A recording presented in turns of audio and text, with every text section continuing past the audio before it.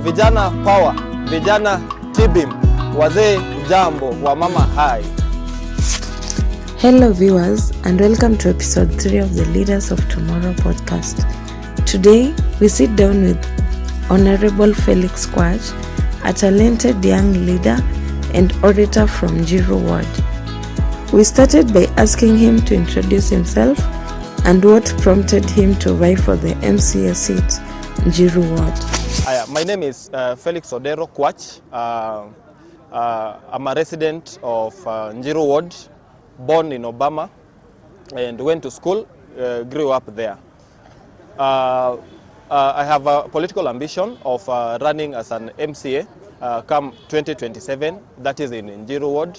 And I believe I resonate very well with the problems that affects Njiru residents as a whole, that is from youths, wamama, and even wazee. And I believe that I have strategies and ideas on how to ensure they come to venture.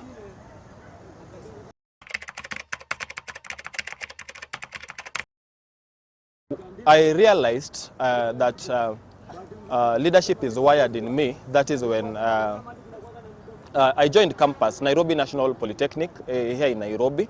And that was my first time to vie in an elective positions. That was as a chairperson of my department. I've done analytical chemistry, diploma level, and in first year I was able to be elected as a chairperson of the entire department, that is health and applied department, where I brought so many changes, just to mention but a few students were able to get enough seats. I even came up with a new timetable that could allow comrades to go for breaks, have lunch, which was not there initially. And also I fight so hard in the education sector that my class, almost 98% of students during my tenure performed very well and scored very good marks. So that was way back in the first year. Come to second year, I studied politics. I studied politics and so how the politics used to go in campus. And I was able to master the game that even in my second year I vied as a president. But unfortunately, due to the work I did in first year, the administration could not allow me to vie. They removed me from the ballot, and it caused a very big havoc that I had to calm the students. Come that year, that's when again I vied as a president, and the same thing happened. They removed me from the ballots. And just as it goes, there's a quote that says, the only reason a fighter lives is to fight, and the only reason a fighter is fighting is to win. A fighter only loses when he's dead. So come that year, I contested for the president of Nairobi National Polytechnic.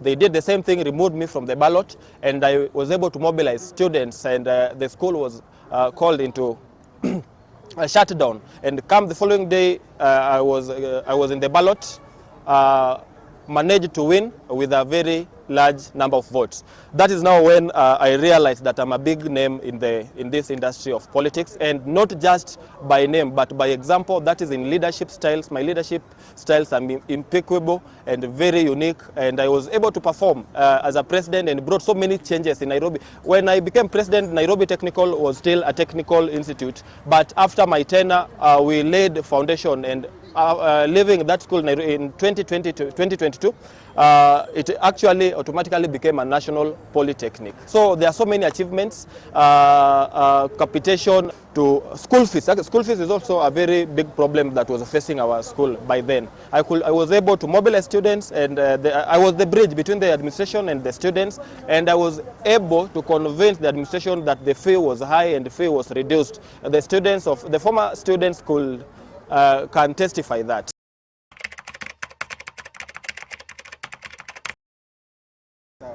Well, after finishing my studies in Nairobi National Polytechnic, I came back to reside in Mailisaba, that is in my hometown, Mailisaba Njiru ward. And it happens that in previous election we were able to elect a youth also by the current MCA, Carrington Heho. Since then, it has been 3 years. We haven't seen him, and he promised so much to deliver to the residents of Njiru. Actually, more so, he promised a lot when it comes to keeping our youths busy. That is by coming up with ideas of creating jobs and engaging the idle youths in our residence, which he has not done. There are so many manifestos that he promised us, and we were the first people to vote him in, and until now we just hear that he's a fashionista model, and I think that is what he does best. Come 2027, we are going to pull him out, God willing.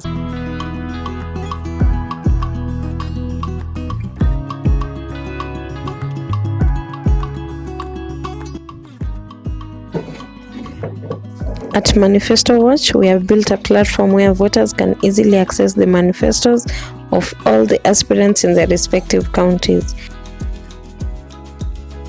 To view Honorable Felix Kwach's manifesto, visit the Nairobi County page on our website on www.manifestowatchglobal.co.ke.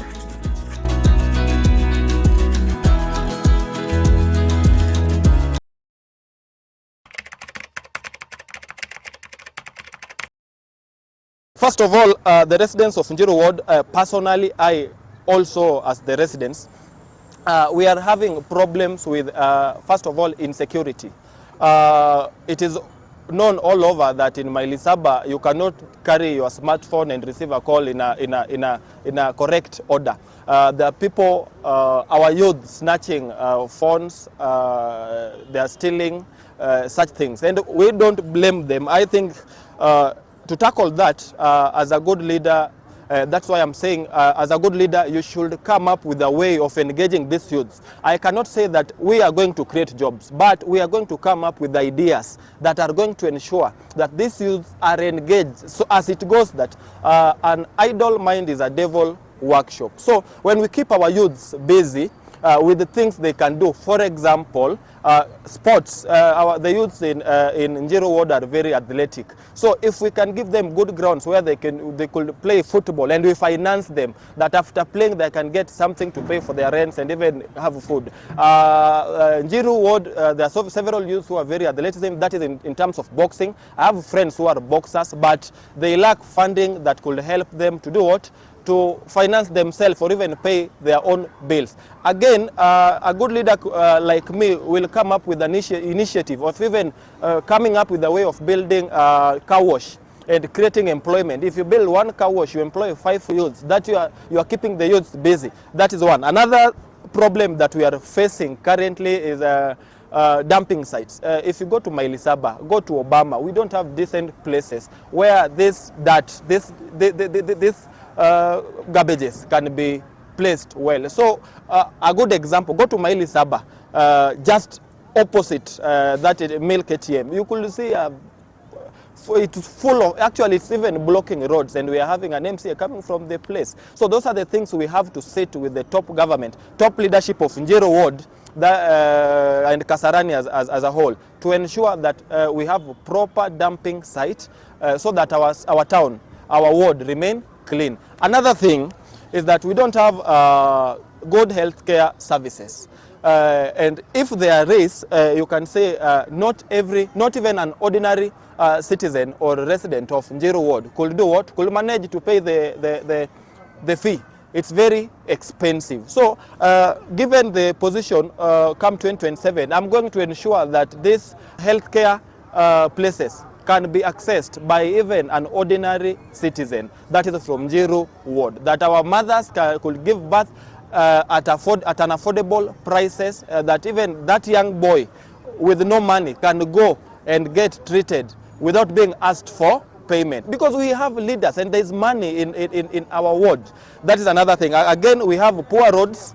Others are even impassable. Go to Njiru itself, go to Shiranga, go to Obama. We are having problems with the road. There are no decent roads. We are in Nairobi city, first city in the best city in town, but just go to Shiranga. People are still living in slums. There are no decent roads where you can even, we are living backward. Another problem that we are having is there are places that have no water.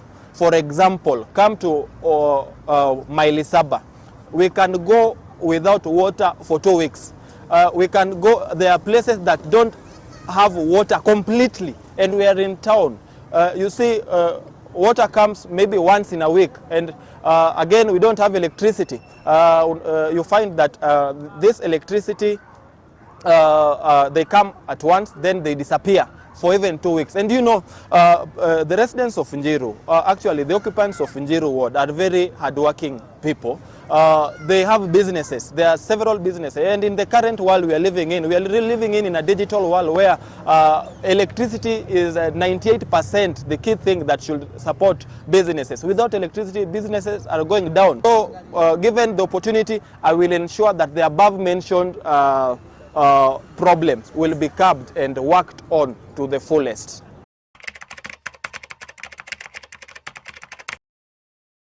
Aya, vijana power, vijana tibim, wazee ujambo, wa mama hai.